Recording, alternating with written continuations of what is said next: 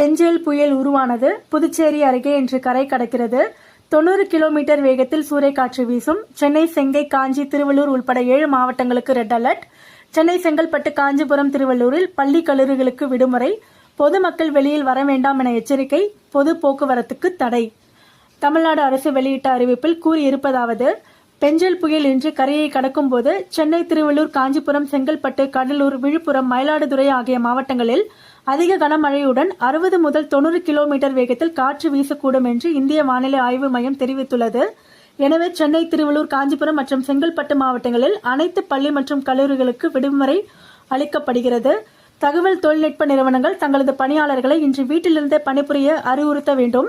இன்று பிற்பகல் புயல் கரையை கடக்கும் போது கிழக்கு கடற்கரை சாலை மற்றும் OMR சாலையில் பொது போக்குவரத்து சேவை தற்காலிகமாக நிறுத்தப்படக்கூடும். புயல் கரையை கடக்கும் போது கனமழைக்கும் புயல் காற்றுக்கும் வாய்ப்புள்ளதால் பொதுமக்கள்